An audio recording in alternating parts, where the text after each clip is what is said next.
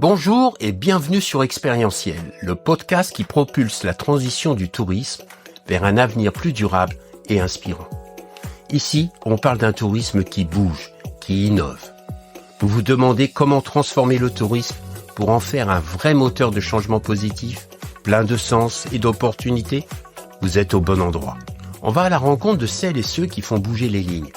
Des pros passionnés, des jeunes qui osent, des experts qui bousculent les idées reçues, tous unis par un même objectif, rendre le tourisme plus responsable, plus inspirant. Ici, on met en lumière des actions concrètes et des initiatives qui changent la donne. Que vous soyez acteur du tourisme, étudiant ou juste curieux, ce podcast est fait pour vous.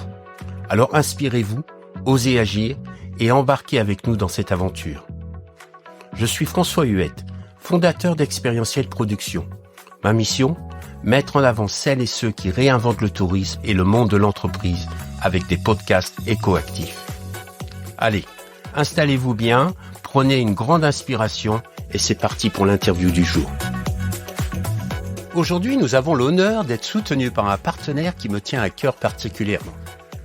L'École du Management du Tourisme IEFT. J'ai le privilège d'y enseigner et d'accompagner ces jeunes talents sur le chemin de leur réussite professionnelle et je vous avoue, y prendre beaucoup de plaisir. Cette école ne se contente pas de former des futurs experts du tourisme, elle façonne des esprits visionnaires et des acteurs du changement. À l'IEFT, l'apprentissage va bien au-delà des compétences. On y cultive des valeurs humaines essentielles, l'éthique, la coopération et l'esprit critique. Les étudiants sont encouragés à ouvrir leur regard sur le monde, à nourrir leur curiosité et à réinventer la manière dont nous voyons le voyage. Plus qu'une simple école, l'IEFT est une véritable communauté, un lieu où les pionniers d'un tourisme plus responsable et engagé prennent vie. C'est ici que se dessine l'avenir du voyage. Je tiens à remercier l'IEFT de nous accompagner dans cette aventure et de nous offrir le soutien nécessaire pour inspirer les générations futures à rêver d'un tourisme plus humain, respectueux et innovant. Bonjour Élise, comment vas-tu? Bonjour François, ça va bien et toi?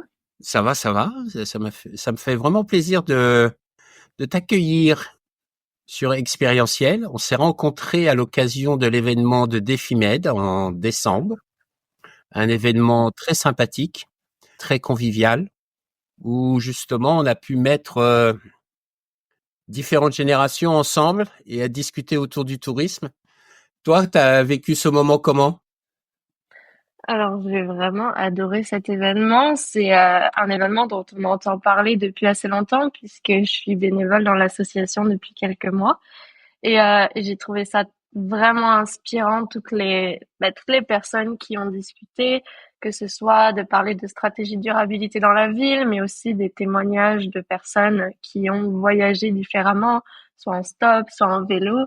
Et le fait que la jeunesse a été mise à l'honneur, j'ai trouvé ça vraiment, en tant que jeune, vraiment valorisant et puis très touchant parce qu'on a versé quand même quelques larmes après cette journée. Et c'était des larmes de joie ou de tristesse? D'émotion, de joie, d'émotion. Oui, on a eu le témoignage d'élèves issus de l'école de la deuxième chance qui ont fait un voyage à vélo autour de la France pour ramasser leurs déchets. Ils ont témoigné de comment ça les avait transformés. Ils ont tous témoigné du fait que maintenant ils arriveront à avoir confiance en eux et que ça va vraiment les aider à l'avenir. Donc c'était très très touchant. Puis ils ont filmé toute cette expérience. On a eu la chance de voir en avant-première ce film-là. Donc ouais, c'était très beau. La confiance, c'est quelque chose que tu as facilement ou que tu cultives? Confiance en moi ou confiance aux autres? Confiance en toi et puis confiance aux autres, les deux. Confiance en moi, non, pas facilement. Je pense que c'est au fur et à mesure des années que j'acquiers de la confiance, grâce aussi aux personnes que je fréquente, qui m'encouragent, qui me félicitent, et je pense que d'avoir toujours des personnes qui disent qui sont fiers de toi ou que ce que t'as accompli, c'est bien, bah ça génère de la confiance. Et après, confiance aux autres, ouais, je pense que je donne pas mal ma confiance, mais faut pas me trahir parce que sinon, il y a pas de retour en arrière. Que fait Élise aujourd'hui? Élise, donc j'ai 24 ans. Actuellement, j'habite à Montréal, au Québec. Je suis consultante en stratégie touristique. Donc, c'est-à-dire, pour développer un peu, j'accompagne les entreprises touristiques dans leurs projets. Donc, nous sommes un petit cabinet. On est 6 employés et on est répartis sur 3 provinces au Canada. Donc, la majorité, non, sur 2 provinces. La majorité est au Québec, mais on a une personne qui est au Nouveau-Brunswick. Et donc, nos clients sont sur ces provinces-là, mais cette année, on a obtenu des clientèles en Colombie-Britannique et au Manitoba. Donc, on commence un petit peu à s'élargir au Canada sur différents sujets avec tout type d'entreprises touristiques du secteur, que ce soit des municipalités, des musées, des spas, des parcs, des associations touristiques. Et on fait tant des planifications stratégiques que des études d'opportunité, de faisabilité, des ateliers pour les accompagner à redéfinir quelle est leur vision, quelles sont leurs missions, leurs valeurs. Est-ce que c'est ta première expérience professionnelle? C'est ma première expérience à temps plein en tant que, enfin, employée, parce que j'ai été employée directement après mes études. Mais avant ça, j'ai fait 5 années d'études en tourisme où j'ai eu l'occasion de faire des stages, un stage par an. Donc, j'ai eu diverses expériences touristiques avant. Dans quel domaine? En fait, j'ai fait 2 ans de BTS tourisme à Argelès-sur-Mer, où j'ai fait mon premier stage dans une agence de voyage. Et je pense que le stage qui m'a le plus marqué, c'était celui de la deuxième année, puisque je suis partie 2 mois en Tanzanie avec une amie du BTS. Et donc, nous sommes partis dans un tour opérateur qui organise des safaris et des treks au Kilimandjaro. Alors, on avait divers stages, on était plus en marketing touristique. On devait chercher des partenariats avec la France pour justement faire connaître l'entreprise et faire la promotion. On faisait de la communication, on faisait un peu d'accompagnement. Sur place, parce qu'on était logé à l'hôtel qui accueille tous les touristes internationaux. Et donc, on avait quand même du contact avec ces clients-là, mais eux, ensuite, ils partaient avec leur guide sur le terrain. Et je pense que c'est cette expérience qui a vraiment ouvert quelque chose de nouveau en moi, parce que depuis ce voyage-là, j'ai la bougeotte. C'est aussi pour ça que je suis partie au Canada. Mais aussi, j'ai été fortement sensibilisée. J'étais déjà sensibilisée à l'écotourisme, mais là, plus d'un point de vue, je pense, environnemental, alors que là, ça a vraiment développé le point de vue social, puisque je suis partie, comme je vivais sur place, j'ai vécu avec les communautés. En plus, on était dans une entreprise qui est vraiment engagée. Donc, elle reverse 10% de ses bénéfices. En fait, ils ont créé une association. L'entreprise dans laquelle je travaillais s'appelle Zara Tour et ils ont créé une association qui s'appelle Zara Charity. Et donc, 10% de ce bénéfice revient à cette association qui ont créé des écoles pour les personnes, enfin pour les élèves, les enfants orphelins, qui leur trouvent de quoi manger, de quoi vivre, enfin ou des logements. Et aussi, une partie des financements revient au transport pour les emmener de leur logement jusqu'à l'école, parce qu'ils nous expliquaient que les enfants, quand ils traversent la savane, il y a des fois des moments où ils se font dévorer par des lions, etc. Enfin, c'est vraiment au milieu de la nature. On a eu la chance d'aller auprès de ces jeunes. On avait ramené avec mon ami des affaires de France pour leur donner. Puis on leur a appris un petit peu de français, etc. Et je pense que tout ça, ça m'a vraiment chamboulé et changé. Chamboulé positivement? Oui, oui, oui, De oui. quelle manière? Je pense que ça m'a, en fait, oui et non, mais ça m'a montré à quel point enfin, j'ai toujours eu la chance d'avoir entre guillemets ce que je voulais. Enfin, je n'ai jamais manqué de rien. Et là, de voir à quel point des enfants ou des adultes s'émerveillaient pour une petite chose et à quel point ils arrivaient à être heureux dans la très pauvre, enfin la grande pauvreté. Ça, je sais pas, ça me fait te remettre en question de quelles sont les choses les plus importantes dans la vie et puis aussi de voir à quel point ce sont les personnes qui ont le moins qui donnent le plus. C'était flagrant parce qu'ils ont toujours tout fait pour nous. Ils voulaient limite nous offrir leur repas qu'ils avaient pas, quoi. Enfin, c'était hyper émouvant. Donc, ouais, ça m'a vraiment changé. Et puis, c'était une grosse aventure parce que j'avais 19 ans.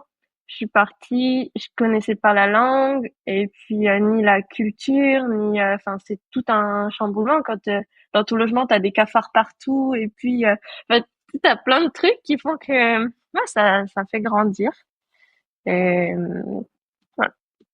Quel a été le déclic pour toi pour te diriger dans le secteur du tourisme?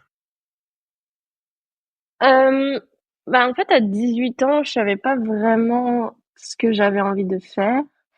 Et puis, j'ai une de mes cousines qui travaille dans le secteur touristique. Et puis, je me suis dit, ah bah, ça a l'air cool. Moi qui aime voyager, je me suis dit, bah, si je peux allier plaisir et à la fois études, pourquoi pas. Et puis, ce que j'aime, enfin, en tout cas, quand je m'étais renseignée sur les cours, je voyais que c'était très varié parce qu'on apprenait tant des langues que de l'histoire, que du marketing, que de la gestion de l'information touristique, comment accueillir. En fait, on avait toute une panoplie de matières.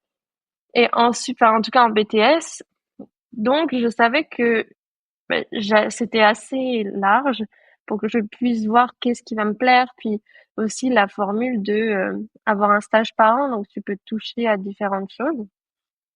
Et au final, j'ai fait mes 5 années d'études dans le tourisme. Là, je travaille dans le tourisme et je pense que je continuerai parce que bah, toutes les personnes qui travaillent dans le tourisme le disent, hein, c'est un secteur de passion, je pense.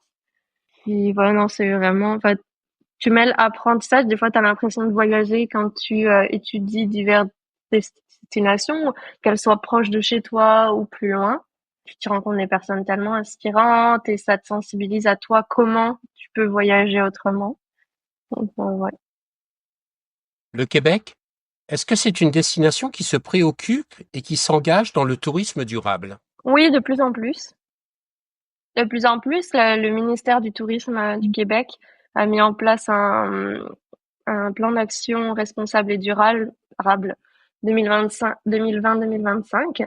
Et donc, une grande partie des entreprises touristiques sont incitées à offrir une offre plus durable. Elles obtiennent notamment du financement à cet effet. Donc, nous, en tant que consultante, on aide certaines entreprises justement à faire une transition vers la durabilité en cherchant à l'international qu'est-ce qui se fait ailleurs, comment les aider. Donc oui, là, on entend, enfin, c'est vraiment un sujet qui est d'actualité. Il y a beaucoup de congrès autour du tourisme durable. Je pense qu'il n'y a pas un congrès où il n'y a pas des conférences sur le tourisme durable. Nous, on commence même à parler de tourisme régénératif. Donc, c'est-à-dire, en fait, quand on arrive sur le territoire, réaliser des activités ou des actions qui font que tu repars du territoire en le laissant dans un meilleur état que dans lequel tu es arrivé. Et donc ouais, ça se développe encore, ça se développe. Il y en a qui sont plus ou moins, enfin qui y croient plus ou moins, mais nous chez Touriscope on y croit, dans l'entreprise dans laquelle je travaille. On commence à développer aussi des des méthodes différentes. Par exemple, lorsqu'on réalise un atelier, plus inclure la communauté dans les stratégies pour que la communauté, elle nous dise vraiment, enfin, qu'elle soit motrice un petit peu de changement et que comme ça, on propose une offre qui lui correspond et qui retombe positivement pour elle. Ça fait quelque temps que tu vis au Québec. Qu'est-ce qui te plaît au Québec? Qu'est-ce qui t'interpelle dans la culture québécoise? Pour le contexte, moi, je suis arrivée en échange universitaire au Québec dans le cadre de ma deuxième année de master. Je suis partie 4 mois à Montréal et puis ensuite je suis pas partie. En fait, je suis toujours restée. Ce qui me plaît, c'est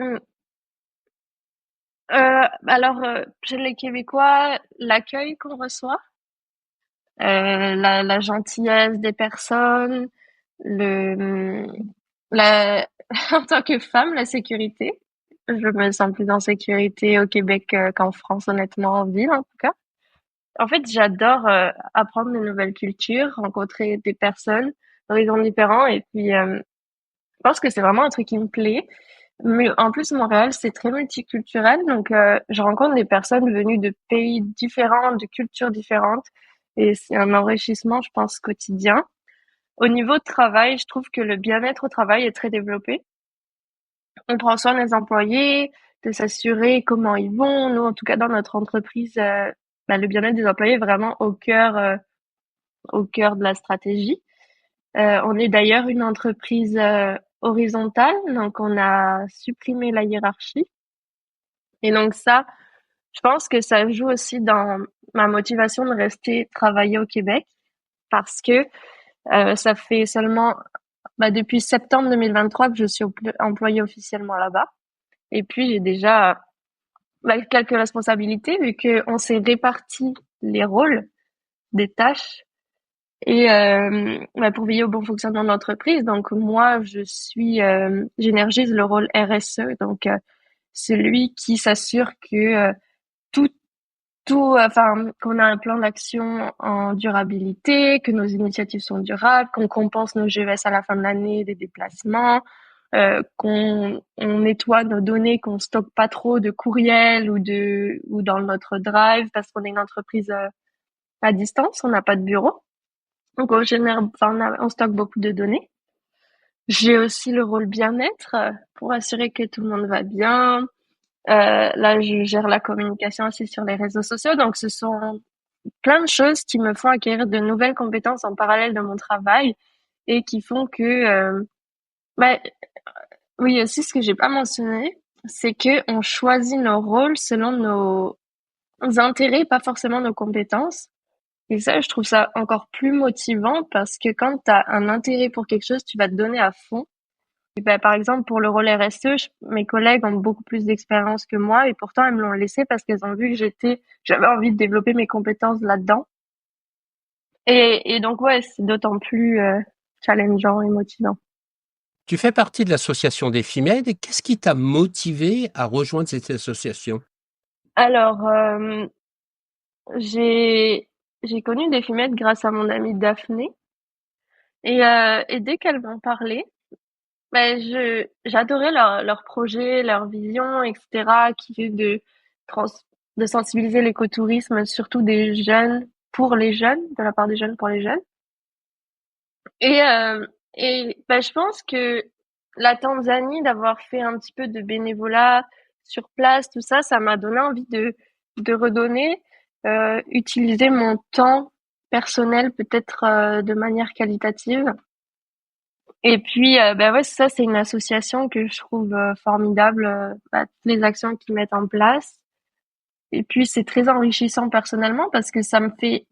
Là, je suis dans une perspective à mes 24 ans où j'ai envie d'acquérir plein de compétences différentes, voir plein de choses. Et donc là, je développe vraiment des nouvelles compétences et je rencontre des personnes super inspirantes. Euh, et ça me garde un pied un petit peu dans ma région de cœur. Enfin, parce que des filmettes, c'est ce qui touche autour de la Méditerranée. Et puis moi, je suis née à Narbonne, j'ai étudié à Argelès. Enfin, j'ai toujours été dans ce secteur-là. Donc ouais, je sais pas, je suis, comment on dit, je me sens attachée un petit peu. Enfin, je sais pas comment dire. Tu te sens utile? Ouais, ouais, je me sens utile. Là, on a développé un projet depuis quelques mois qui est une plateforme de streaming en écotourisme. Donc, on l'a officialisé le week-end dernier lors de l'événement.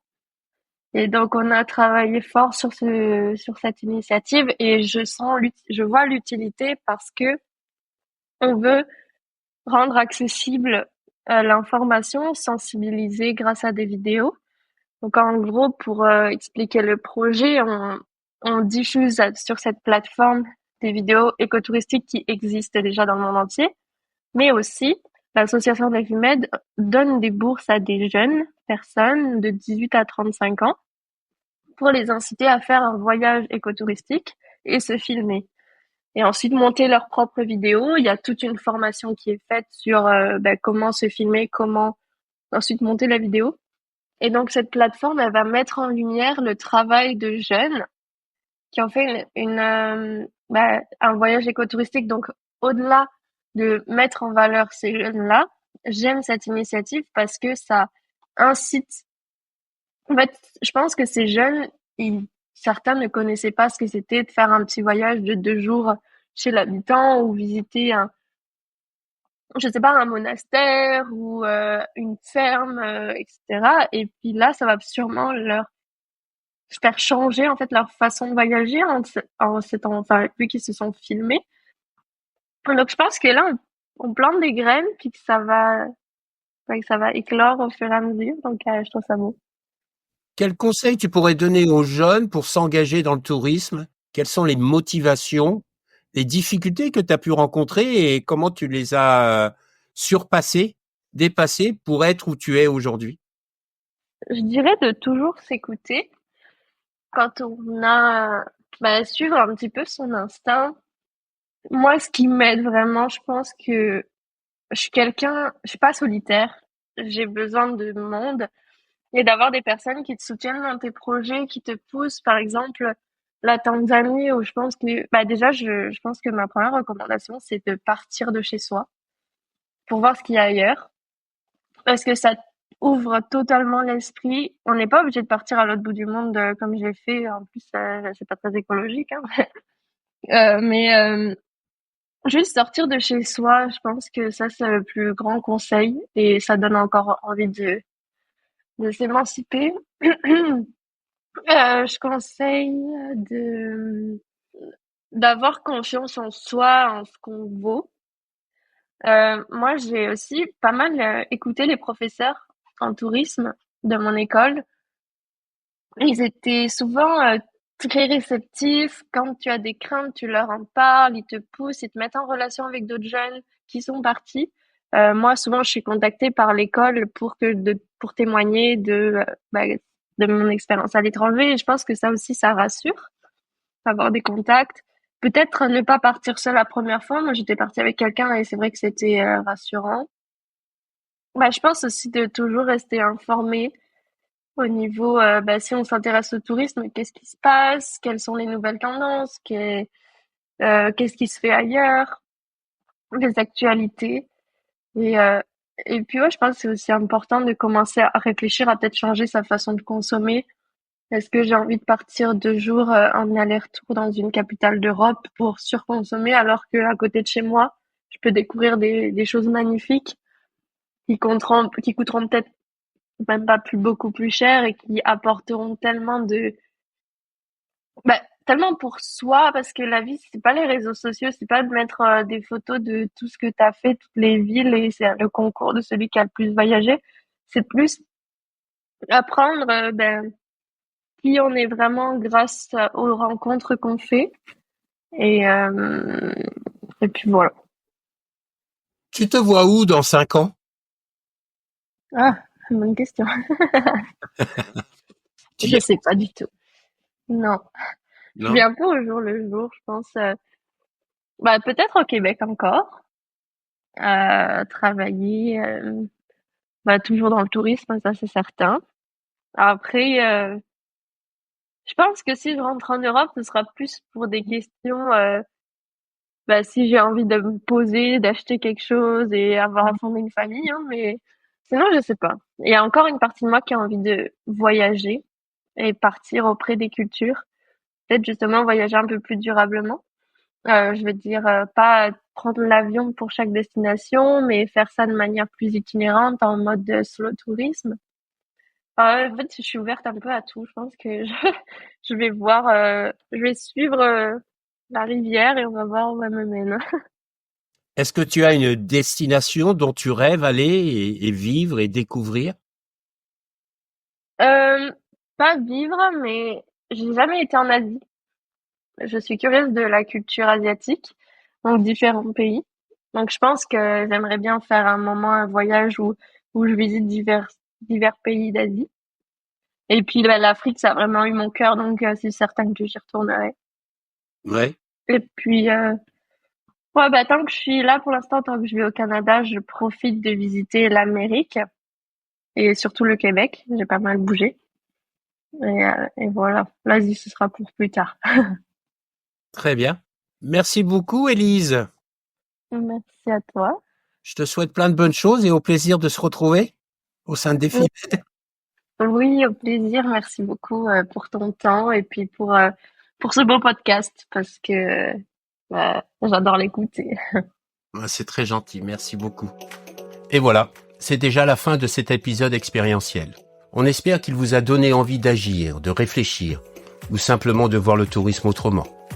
Si ça vous a plu, partagez-le autour de vous, parlez-en ou laissez-nous un petit commentaire ou des étoiles. Ça compte beaucoup pour nous. On se retrouve très vite pour de nouvelles rencontres avec celles et ceux qui bougent les lignes et font du tourisme une vraie force positive.